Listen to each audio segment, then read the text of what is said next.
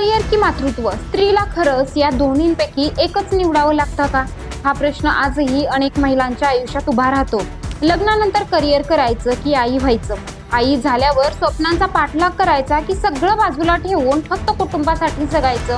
समाज आजही स्त्रियांना या दोन गोष्टी एकत्र सांभाळणं अशक्य असल्यासारखं दाखवतं. पण खरंच स्त्रीला तिची स्वप्न आणि मातृत्व यापैकी एकच निवडावं लागतं का?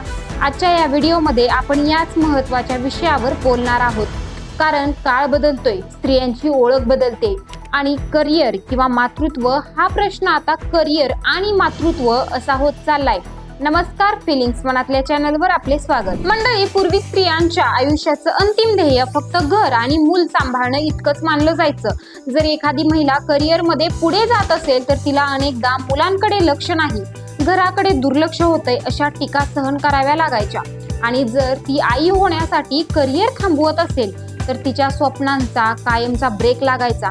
पण आज अनेक स्त्रिया या दोन्ही भूमिका यशस्वीरित्या सांभाळताना दिसत आहेत.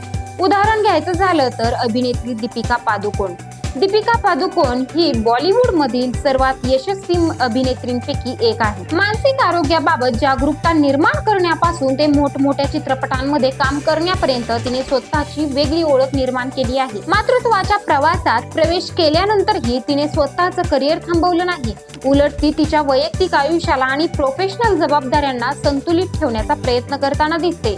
यामधून एक गोष्ट स्पष्ट होते, आई होणं म्हणजे स्त्रीची स्वप्न संपणं नाही. तसंच सुधा मूर्ती यांचं उदाहरणही खूप प्रेरणादायी आहे. इंजिनियर, लेखिका, समाजसेविका आणि इन्फोसिस फाउंडेशनच्या अध्यक्षा म्हणून त्यांनी मोठं काम केलं. पण याच सोबत त्यांनी कुटुंब आणि मुलांची जबाबदारीही सांभाळली. सुधा मूर्ती नेहमी सांगतात की स्त्रीने आर्थिकदृष्ट्या आणि मानसिकदृष्ट्या सक्षम असणं खूप महत्त्वाचं आहे.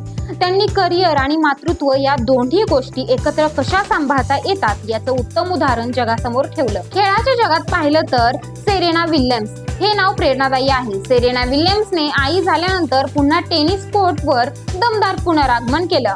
गर्भधारणेदरम्यान आणि त्यानंतर तिने अनेक शारीरिक आणि मानसिक आव्हानांचा सामना केला. पण तरीही तिने स्वतःची ओळख फक्त आई म्हणून मर्यादित ठेवली नाही. मातृत्व आणि करिअर एकत्र सांभाळत महिलाही मोठं यश मिळवू शकतात हे सेरेनाने जगाला दाखवून दिलं. संगीत क्षेत्रातील लोकप्रिय गायिका श्रेया घोषाल यांचं उदाहरणही तितकंच खास आहे. आई झाल्यानंतर श्रेया घोषालने तिचं गायन सुरूच ठेवलं. कुटुंबाला वेळ देताना तिने कॉन्सर्ट, रेकॉर्डिंग आणि संगीताच्या जगातली तिची उपस्थिती कायम ठेवली. तिच्या आयुष्यातील बदल तिने स्वीकारले, पण त्यासाठी स्वतःची ओळख कधीच हरवू दिली नाही. खरं तर समस्या करिअरमध्ये आणि मातृत्व यामध्ये नसते, तर समाजाच्या अपेक्षांमध्ये असते. अजूनही अनेक महिलांना सुपरवुमन असल्यासारखं सगळं परफेक्ट करायचं दडपण दिलं जातं. ऑफिसमध्ये उत्तम कामगिरी, घराची जबाबदारी, मुलांची काळजी आणि स्वतःसाठी वेळ हे सगळे एकट्या स्त्रीने सांभाळायचं अशी मानसिकता अजूनही अनेक ठिकाणी दिसते. पण मातृत्व ही फक्त स्त्रीची जबाबदारी नाही, तर ती पती पत्नी दोघांची समान जबाबदारी आहे.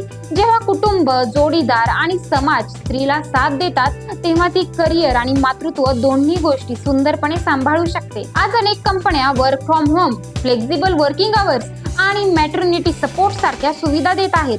कारण आता जगालाही समजत आहे की स्त्रीचं करिअर आई झाल्यावर संपत नाही.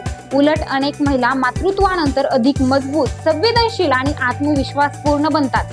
प्रत्येक स्त्रीचा प्रवास वेगळा असतो. काही महिला काही काळासाठी करिअर मधून ब्रेक घेतात, काही लगेच कामावर परततात, तर काही स्वतःचा वेगळा मार्ग निवडतात. पण कोणताही निर्णय चुकीचा नसतो. महत्वाचं एवढंच की तो निर्णय तिचा स्वतःचा असावा, समाजाच्या दबावाखाली घेतलेला नसावा.